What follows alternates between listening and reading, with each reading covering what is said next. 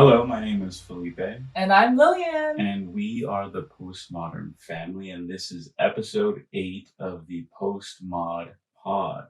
Welcome. That's right. This is the Postmodern Family Fam- podcast. The Postmodern Family. And we talk about current affairs. We like to start with an icebreaker. Did you have that pulled up? We like to make sense of current events. Let's see here. Icebreakers. Let's see here. Icebreaker question. Do I sound distant? I feel like I sound distant. Do I sound distant to you? Do I sound far away? Like I hear a big echo. Is that normal? I don't hear an echo. Okay. Okay, so let's see here.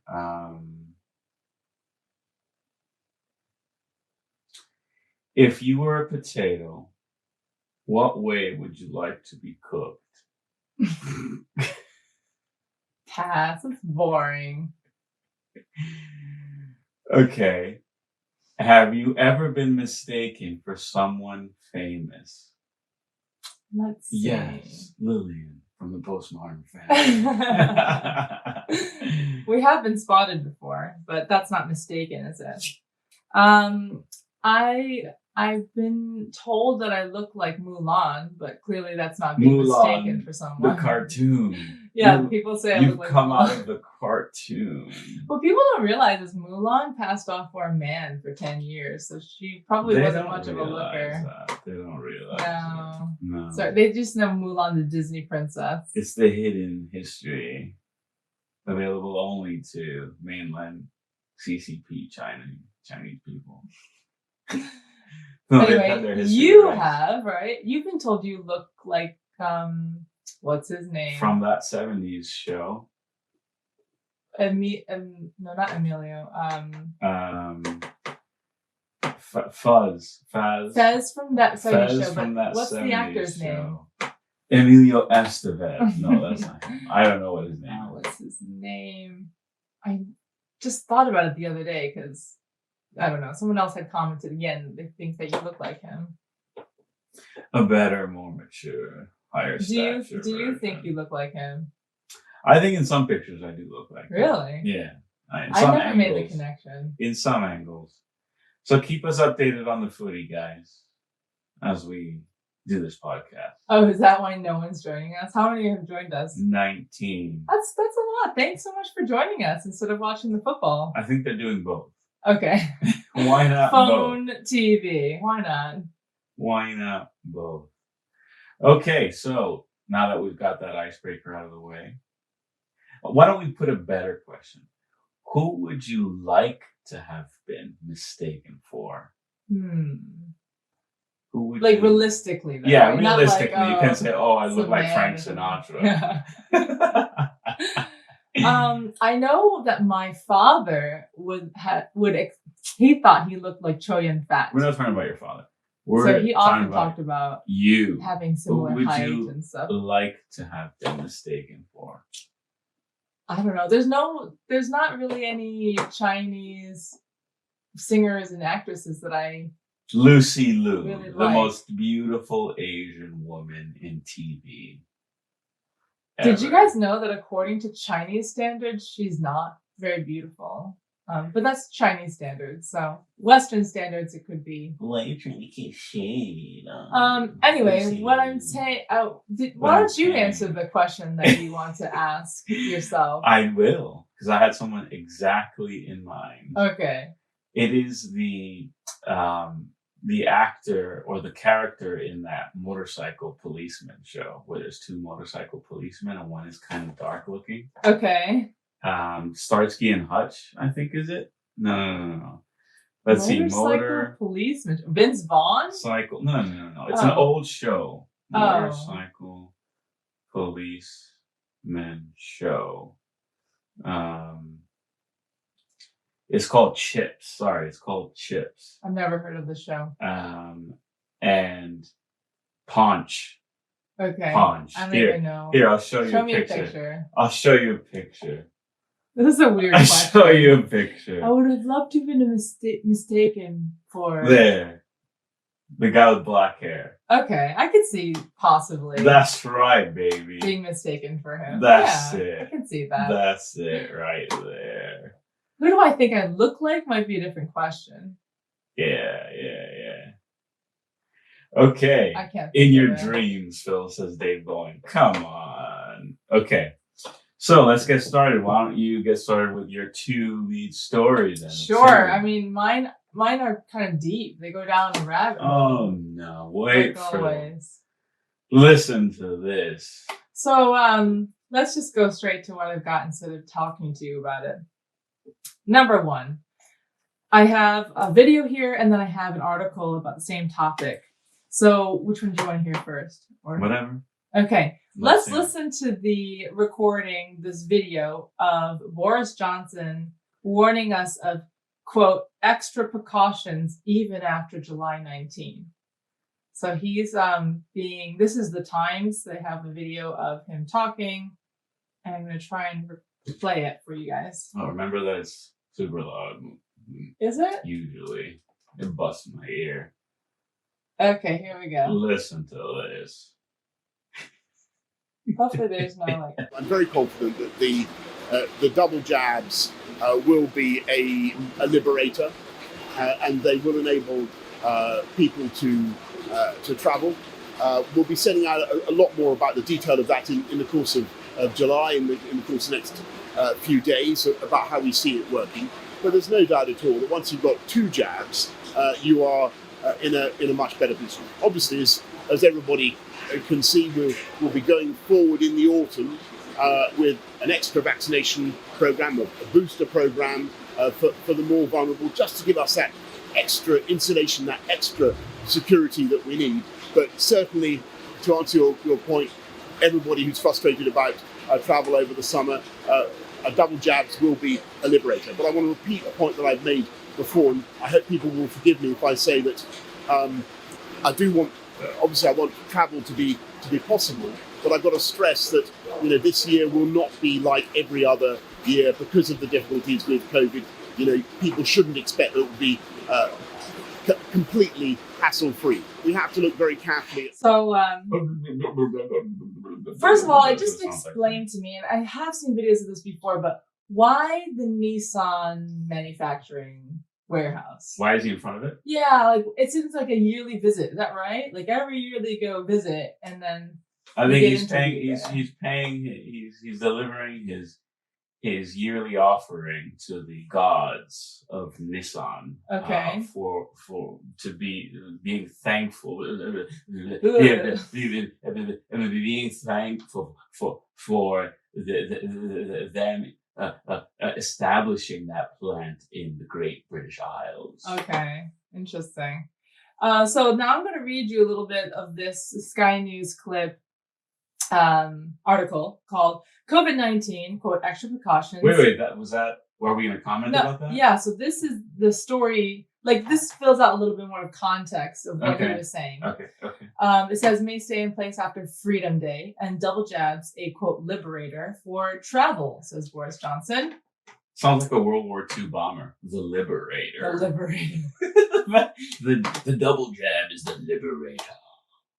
So the Prime Minister said details of the government's plans for both allowing those who have received 2 vaccine doses to visit amber list countries without having to quarantine on their return, and lockdown easing after this month will be revealed in the next few days. The PM would not confirm a date in which such a policy for those who have had both COVID vaccinations would come into force, but said he is very confident that it would enable people to travel. He did, however, warn that going abroad would not be completely hassle-free during this summer. And then he says, quote, I am very confident that the double jabs will be a liberator and they will enable people to travel. We'll be setting out a lot more about the detail of that in the course of July and in the course of the next few days about how we see it working. But there is no doubt at all that once you have got the 2 jabs, you are in a much better position. He added, but I want to repeat the point that I have made before. I hope people will forgive me if I say that obviously I want travel to be possible, but I've got to stress that this year will not be like every other year because of the difficulties with COVID. people shouldn't expect that it will be completely hassle-free. Then those who go against that guidance must take 2 post-arrival tests from private companies on day 2 and day 8 after arriving, which costs a lot of money. Like 75 to 120 pounds per test. So you have to take 2 of them. Yeah. They are also required to self-isolate at home for 10 days, although they can reduce that time if they take an additional negative test on day 5. So then that's 3 tests. Are you listening to me? UK travelers arriving in Portugal will have to prove they have had 2 doses of a vaccine at least 2 weeks ago, or they have to isolate for 14 days. UK tourists are allowed into mainland Spain without a negative PCR test, despite the country remaining on Britain's amber list. So what's the bottom line? What's the bottom line of this whole commentary? The bottom line. Let's get to the bottom line. The bottom line is that everyone has been holding out for this Freedom Day. For the liberator. Do you remember when the Freedom Day was supposed to happen? Is it your phone? It's just pressing on this cable here. What do you remember? It was the 21st of June, wasn't it? Yeah, that was the initial date. So now the Freedom Day is moved to the 19th of July. Is that correct? Yes. But it's not really the Freedom Day. They're going to move it again. They're going to just keep certain things in place. They're not going to be quick to give you, quote, give you back your rights or to, quote, liberate you, because right now you are not free. You are in jail. You are imprisoned by the government right now, and you will not be liberated unless you've gotten 2 vaccinations, and then you might be able to travel. I just find this preposterous. What do you think? Yeah, I stopped putting any stock into what they say a long time ago. It's more about what they can do to you, right? Yeah. So what can they do to you? Well, I guess it depends whether you are a big economic contributor to the country. Apparently, if you are a big economic contributor, you can do what you like. Yeah. If you're one of the Wimbledon crowd, you can attend Wimbledon without any social distancing. If you're part of the G6, you can attend barbecues with hobnobbing and hugging. If you are dignitaries that are visiting for the footy, then you can come. So we get it. Without self-isolating. So what happens to us plebs? So the plebs have 2 options. They can just fly under the radar and just get on with life. And let's face it, if most people live basically unperturbed, unnoticed lives and just crack on, or you can be an agitator and raise the alarm bells for yourself and get into trouble. So do you think that the ones who are trying to just live their lives, they're not going to be disturbed? No, I think there's a big proportion, I would say double-digit percentage of people in the UK who are just getting on with their life. Mm-hmm. That's what I suspect. But they're not paying attention to this. But they're not traveling. They can't. No, they're not traveling. So the question is, what percentage of the British population travel? Is it a broadly middle-class affair, or is it a large proportion of people? So you can only travel if you've got money, basically. I think so. It's kind of like becoming like marriage. People only get married if they have money. So doesn't that seem really discriminating about travel? I mean, the fact that... It's racist. Is that what... No, that's not what I was saying. Okay. But maybe it is. Listen to this. Maybe only the white people are traveling. Only the rich white males can travel. I wonder. I mean, does anyone take any of this stuff seriously? I think this is the thing. I think most people have become apathetic to the whole commentary. You might think that, but the people that I see in my life, like in real life, who's that? Have taken the jabs. They're compliant. They hope to travel. No, I know, but even so, what you've read all there makes it seem like even if you get the double jab, there's all these restrictions. That's true. So my prediction is that all the people who are compliant will continue to be compliant and, conform to the rules. It just doesn't seem right. People like Beverly Turner, they've made the rounds. They're talking about when you've persuaded the people that this is a war for freedom, for freedom. Yes. Who took it away to begin with? It doesn't matter. People have short memory.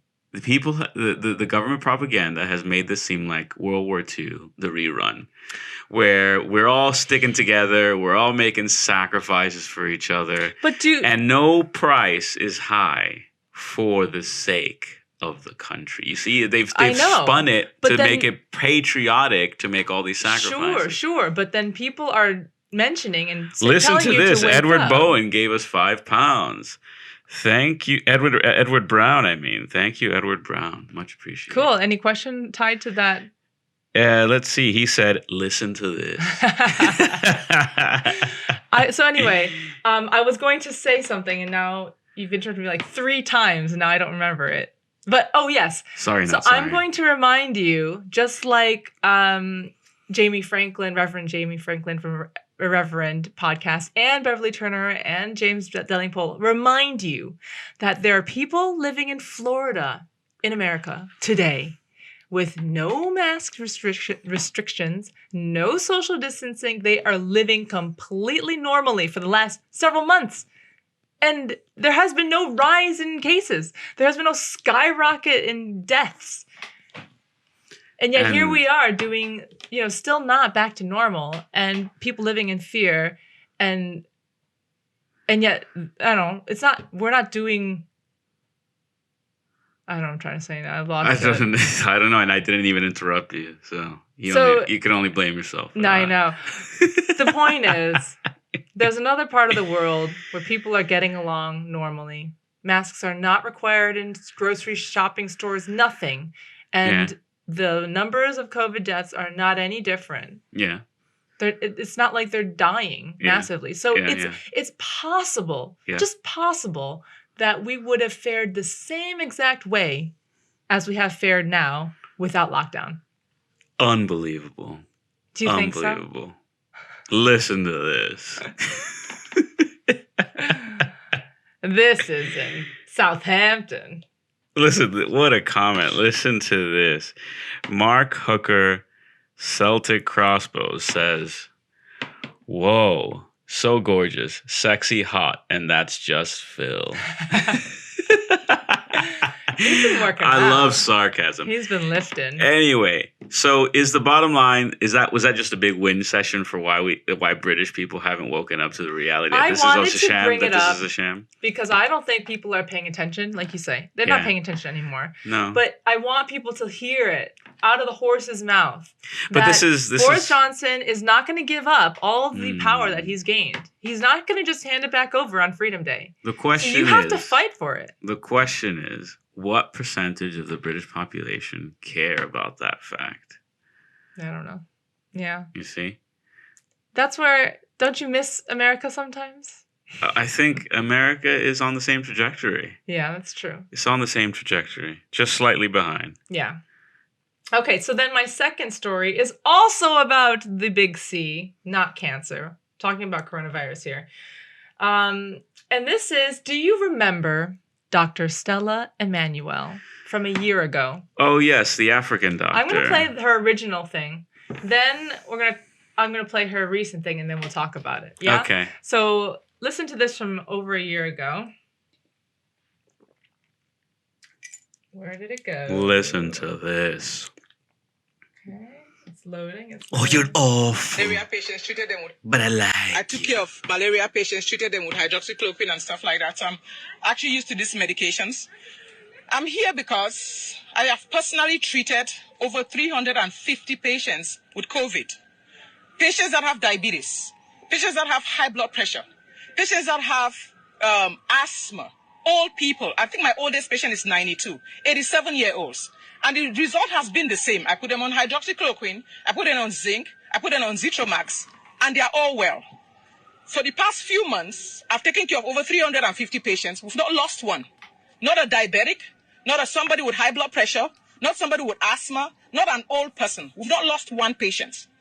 And on top of that, I've put myself, my staff, and many doctors that I know on hydroxychloroquine for prevention, because by the very mechanism of action, it works early and as a prophylaxis.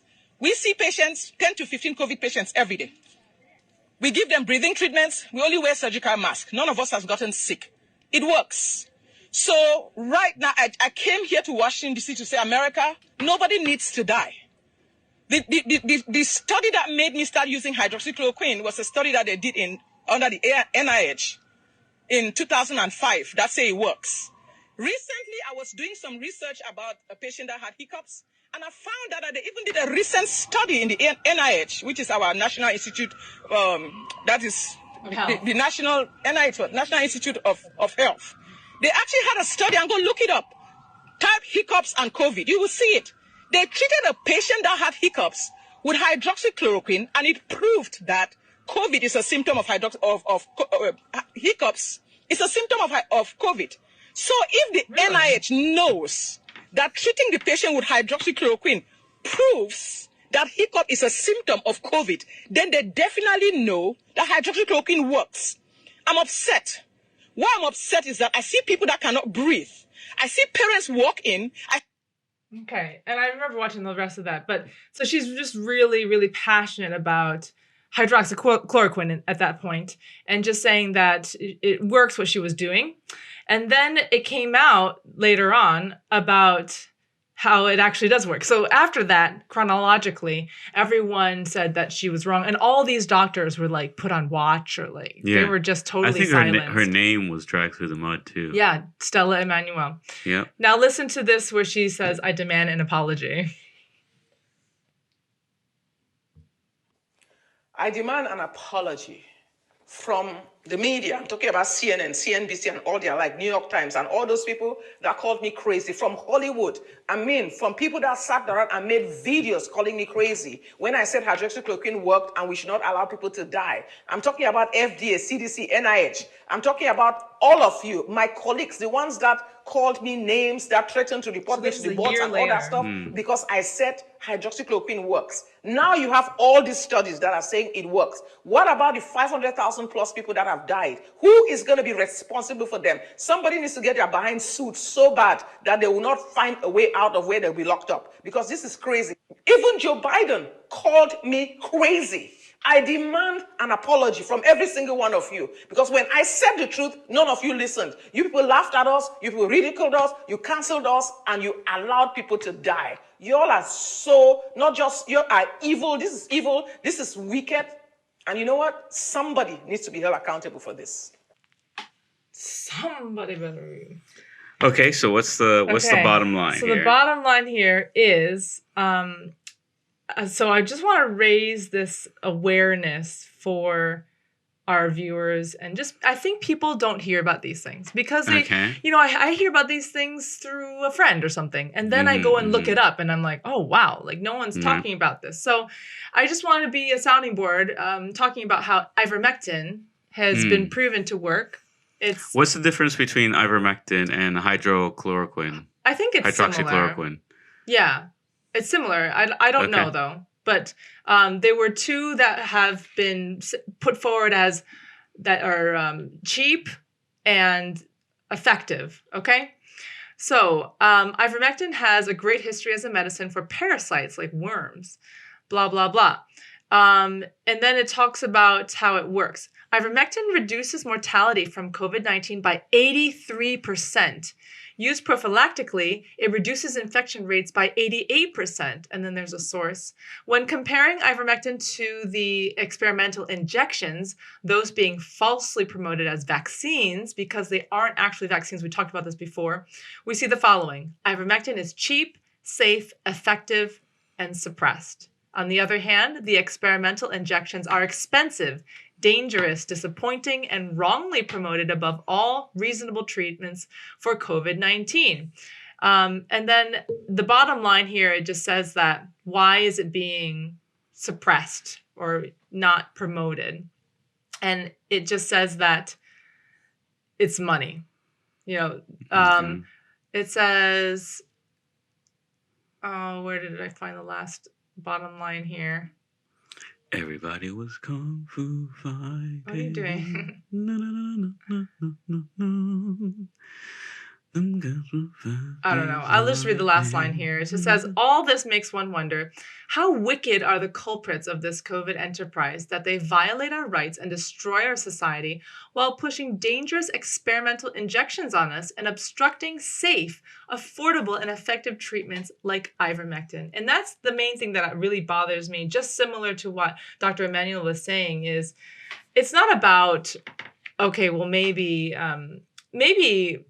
COVID vaccines work. Maybe we should experiment with them. But why suppress something that is affordable? Why hide it? I mean, it was so difficult to get your hands on hydroxychloroquine and ivermectin, even though they've been around for many years, decades, and are cheap. That's the thing that I feel like there is a moral problem here where people are not, the people should be held responsible for having suppressed this. So the bottom line is you're reporting that people are reporting that these two treatments have indisputably been proven to be effective. Yeah. Okay. And therefore, someone ought to answer for the fact that while they were being proposed back at the first wave, they were shut down and shamed. And just wiped out. Well, and so many people could have not died because of that. Many so what people. Do people? I just wonder what's but the is reason is the behind BB that? Is the mainstream media highlighting that narrative? They're not even talking about it. In fact, I found an FDA article that was published about. It says. It doesn't even tell me when Mark it was Hooker published. says, I had my second jab 4 weeks ago. Since then, I've been lightheaded, dizzy, hot and cold flashes, irregular bowel movements, hot flashes, cold flashes, sweaty. Oh, what is this? Yeah, hair loss. Really? Diarrhea. Farting. That's too much. All I right. don't know if I believe that now. But the FDA said that why you should not use ivermectin to treat or prevent COVID-19. So they wrote a whole article, the FDA did, on why you shouldn't use it. And this was a couple months ago. So now this was current as of March the 5th. So it's been, what, 4 months since then, and the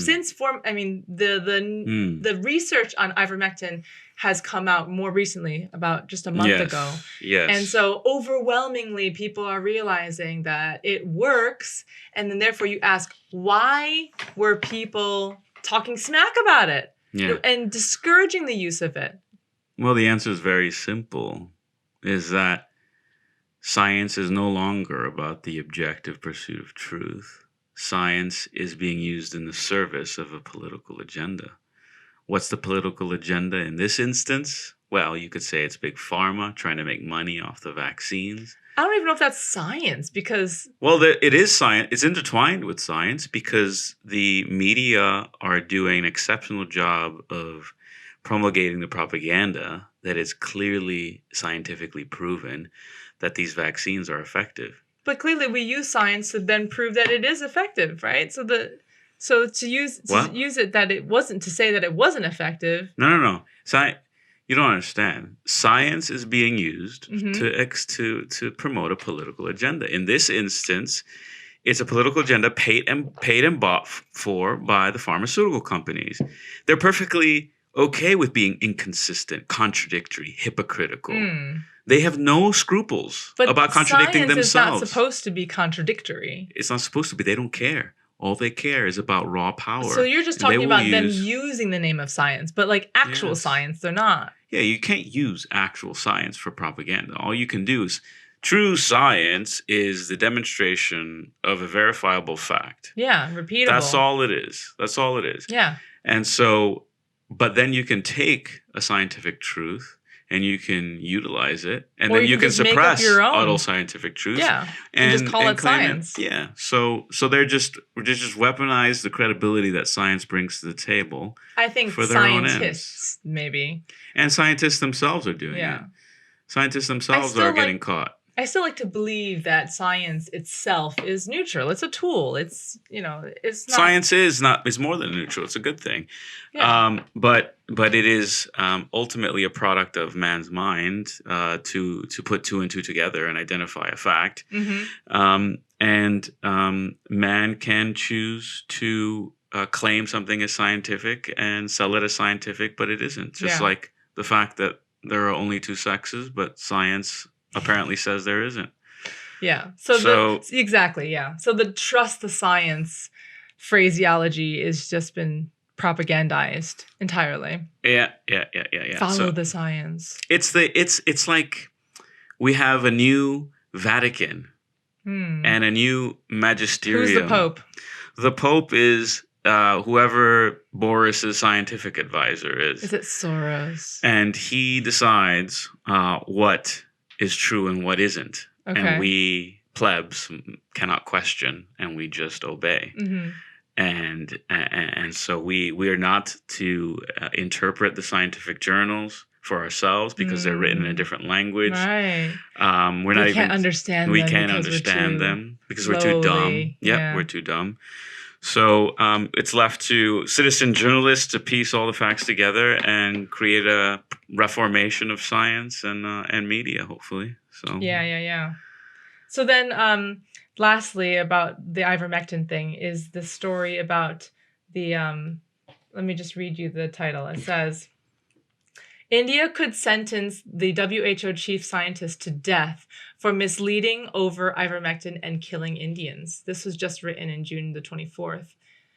The Indian Bar Association sued WHO chief scientist Dr. Sumaya Swaminathan on May the 25th, accusing her in a 71-point brief of causing the deaths of Indian citizens by misleading them about ivermectin.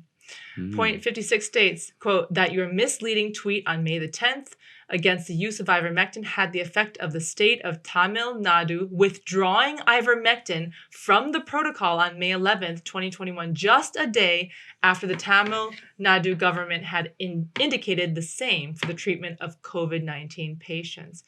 If a trial in India finds WHO chief scientist Dr. Sumaya Swaminathan guilty, then the WHO scientist could be sentenced to death or life in prison.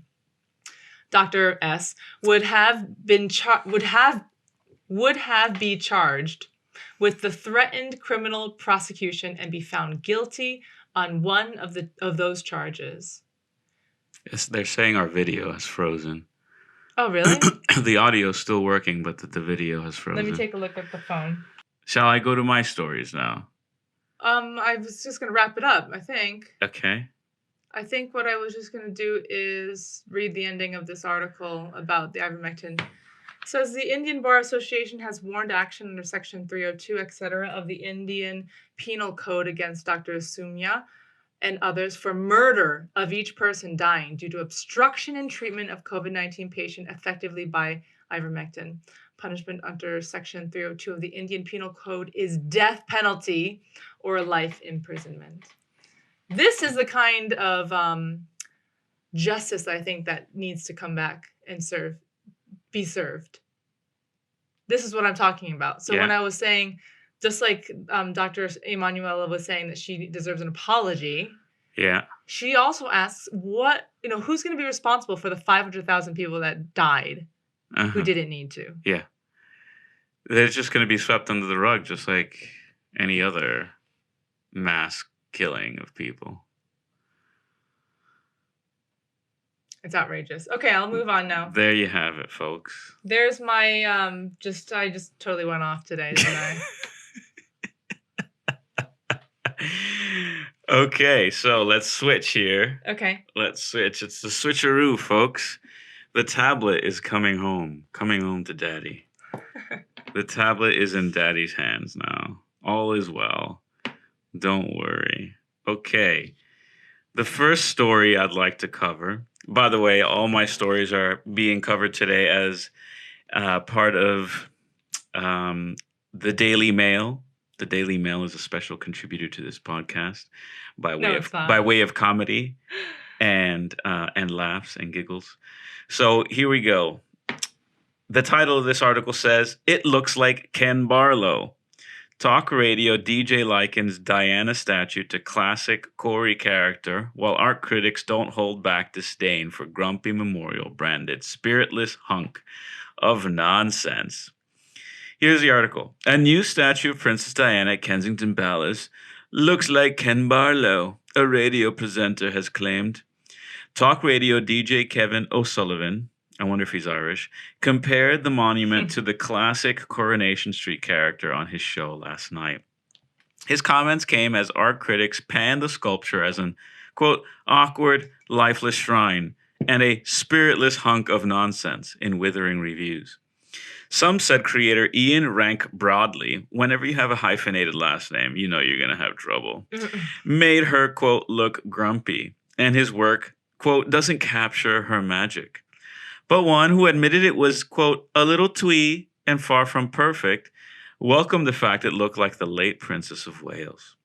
Princes William and Harry unveiled the statue to their mother yesterday afternoon in their public meeting since Prince Philip's funeral in April. The design was top secret and appears to be inspired by Diana's official 1993 Christmas card, her first sent without Prince Charles. But rather than depict her with her boys as she appeared in the card, she is posed with 3 children, 2 of whom are not wearing shoes. One of the boys in the statue appears to have short Afro-style hair. The palace said, quote, it represents the universality and generational impact of the princess's work, end quote. DJ Mr. O'Sullivan said the statue looks like Barlow during a phone-in with art critic Estelle Levant. She said, quote, it's a bland, lifeless, soulless sculpture. She looks like she's been doing press-ups and showing off her cleavage, end quote. And the presenter simply replied, it looks like Ken Barlow. Meanwhile, today's newspapers were full of reviews of the statue, and many were also critical of how Diana is presented. Jonathan Jones, writing in The Guardian, was scathing of the design, branding it, quote, a nauseating, spiritless, and characterless hunk of nonsense. He said, it is a religious image that shamelessly plays up the most mawkish aspects of Diana worship. And he added, for the statue group's emotive symbolism is undermined by its aesthetic awfulness. And I'll just stop there. Mm-hmm. So have you seen the statue? No, I want to see a picture of it. Okay, here you go.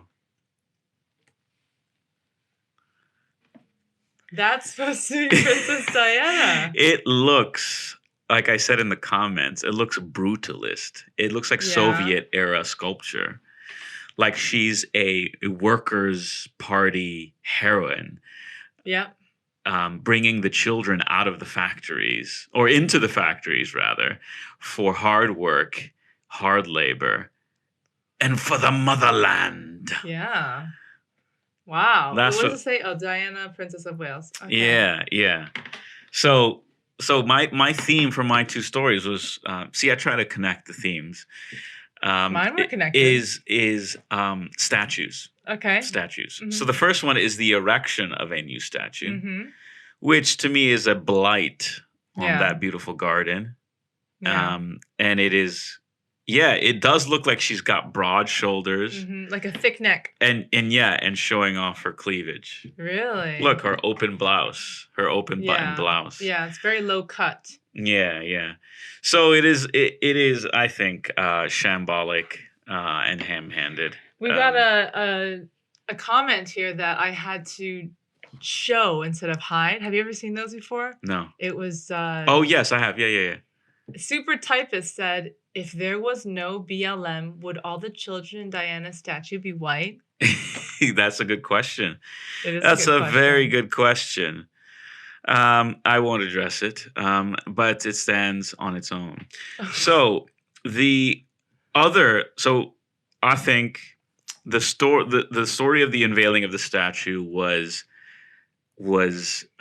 couched in the controversy between the 2 brothers. Okay. Couched in the dilemma of 2 brothers at odds finding themselves having to come together and unveil a statue to the memory of their mother. Yeah. Who is weaponizing for his own sort of media ambition, if you will. I wonder which one that Can one you is. guess which one that is? And the other one is just respectfully trying to move on and build his legacy as a future monarch. So it was there was lots of commentary about how they appeared, body language specialists. I always wonder about these body language specialists. I wish I had training in body language. It's fun. Analysis. They said that William kept his hands steady below the waist and unmoving, giving the aspect of control, stature, and authority. Mm-hmm. Whilst Prince Harry was very active with his hands, keeping them above his waist and acting very jovial, hiding what is otherwise a very tense jaw and internal state of being. Mm. So I don't know if any of this is just pseudoscience or, I think there's some truth to that. hogwash. Just like you say physiognomy or whatever. Physiognomy is real. Is real. Is real. Physiognomy is real. So I was pretty interested in that analysis. But anyway, on one side of the Atlantic, grotesque statues are going up. Wait, before we move away from that, Yeah. so Super Typist, we liked your question. We're not going to address it just because we'll probably be shut down if we address your question. But Julie Peters also asks a funny question. If there had been no Meghan, would one of the kids have been black? Right. So my next story is the first story was about a grotesque statue going up. The second story is about lovely statues coming down in Canada. Oh, Canada. Oh, Canada. No, but I'm not saying that for patriotic. I'm saying, oh, Canada. Why are you doing this? So here we go. This article is brought to you by the Daily Mail. Boris slams Canadian anti-colonial protesters who raged, "Tear this bee down," as they toppled statues of the Queen. Which one? The current Queen. Oh. And Queen Victoria. Oh. And threw one of Captain Cook in a harbor amid anger at deaths of nearly 1,000 Indigenous children found in mass graves of Catholic churches. I added the Catholic churches part because it's not in the title, but that is the truth. So here we go. Here's the article. Boris Johnson today decried the violent mob who celebrated tearing this bee down as they toppled and desecrated statues of Britain's Queen Victoria and Queen Elizabeth II during Canada Day protests. So this is not just any day, this is Canada Day. Protests sparked by the discovery of mass graves of Indigenous school children. Once again, the Daily Mail does not or neglects to include in the leading paragraph that this was in Catholic churchyards. So thus, what I want to highlight is the stupidity of toppling statues of the heads of the Church of England for crimes perpetrated by the Catholics. So let's continue. In scenes reminiscent of the BLM protests, where a hit list of racist statues in the US and UK was drawn up for destruction after the murder of George Floyd, the bronze sculptures of Britain's current monarch and her great-grandmother in Winnipeg were hauled down, daubed with red paint, and even appeared to have been strangled with Mohawk flags. With no police to be seen anywhere, protesters in orange, led by members of the left-wing anti-colonial Idle No More group campaigning for Canada Day to be cancelled, tied ropes to the necks of the statues and ripped them to the ground to chants of "No to genocide" and "Bring her down," amid fury over the deaths of 1,000 Indigenous children found buried in mass graves this month. Again, no mention that these were in Catholic churchyards. Sharing footage of Victoria's statue coming down, self-styled land defender Wabishka Maingang Nakshig tweeted, "I helped tear the bee down." 1,500 miles west, a statue of Captain Cook, the first Briton to land in British Columbia, was also pulled down in the city of Victoria before being hurled into the harbor in scenes reminiscent of the destruction of the Edward Colston statue in Bristol last year. Cook's statue was replaced by a red wooden dress, a color and symbol for Indigenous people in Canada, with the plinth vandalized with colonizer. Between the 18th century and the 1970s, 150,000 Indigenous Canadian children were forced to convert to Christianity and not allowed to speak their native languages after being sent to Catholic schools. Many were beaten and verbally abused, and up to 6,000 are said to have died. But the policy of the Canadian government appears to have little to do with the British royal family, who are ceremonial heads of state. 350 Native American boarding schools were also established in the United States during the early 19th and mid-20th centuries to civilize Native American children into Euro-American culture. Yesterday's protests in Canada raised the prospect of them spreading to the U.S. and similar investigations into mass graves after claims of neglect, abuse, and death. Downing Street has today condemned the toppling of the statues of the Queen and Queen Victoria in Canada during protests over the discovery of unmarked graves belonging to Indigenous children. Boris Johnson's spokesman said, "We obviously condemn any defacing of statues of the Queen," adding, "Our thoughts are with Canada's Indigenous community following these tragic discoveries, and we follow these issues closely and continue to engage with the Government of Canada with Indigenous matters."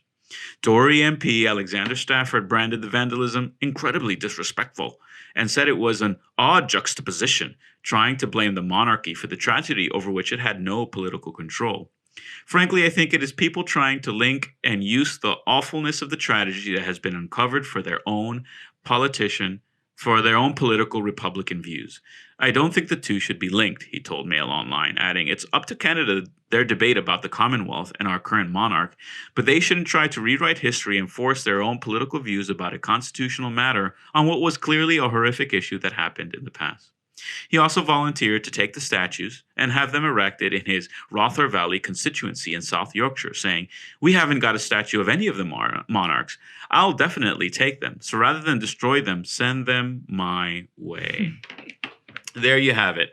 And so, as I said, on one side of the Atlantic, you have a grotesque statue being erected. On the other, a couple of lovely statues to noble figures being desecrated and destroyed.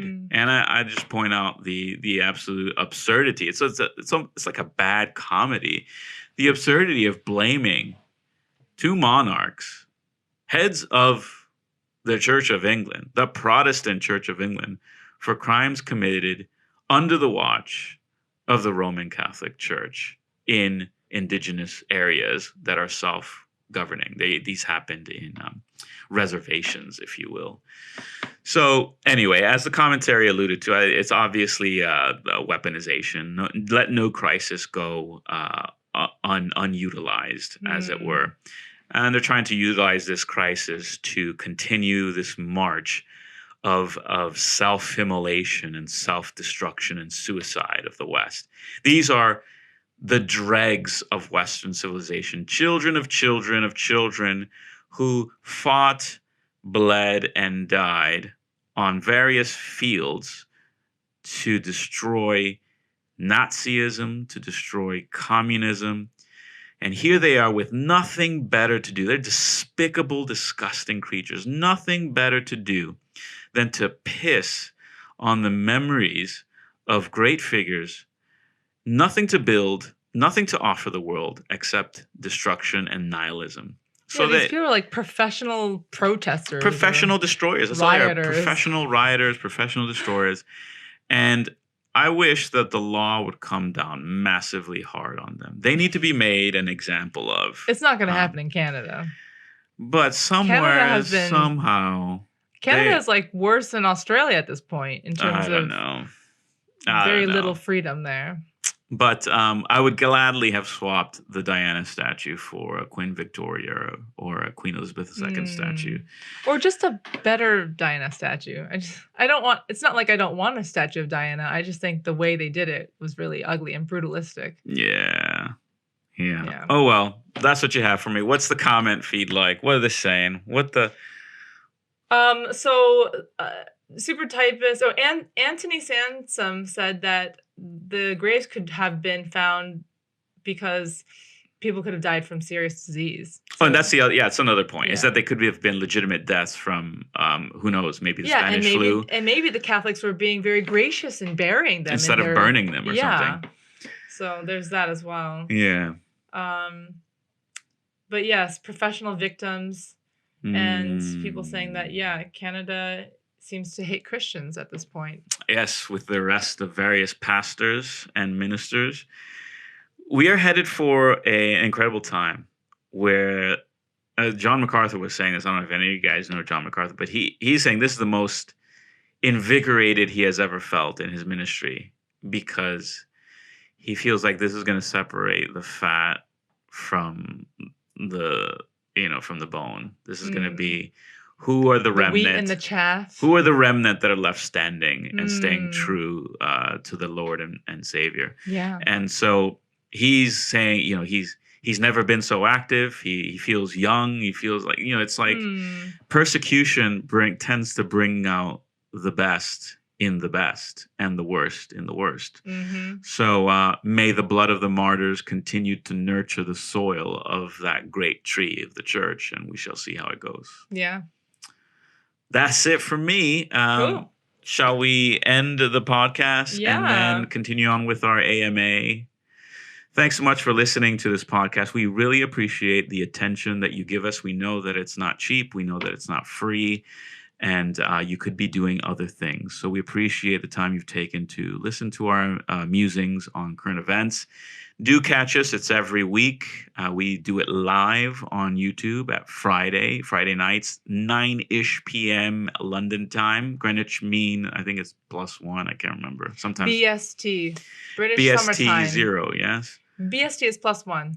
BST is Greenwich +1 then. But we are on the Postmod and Family channel currently every Fridays. Yes, that's on the main channel for the comedy reactions. We go live on that channel for the podcast. And then the old recordings get uploaded into a dedicated podcast channel called Postmod Pod. Postmod Pod. And then you can find the podcast on Spotify, iTunes, and our website.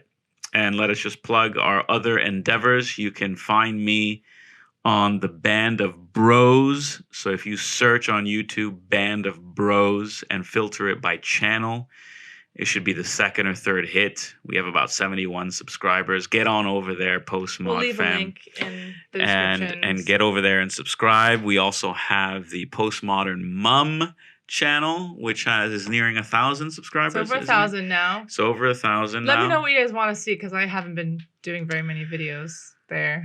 And there you have it. And you can always buy our merchandise, buy our music, support us. We're here. And go to a Patreon as well. We have and Patreon.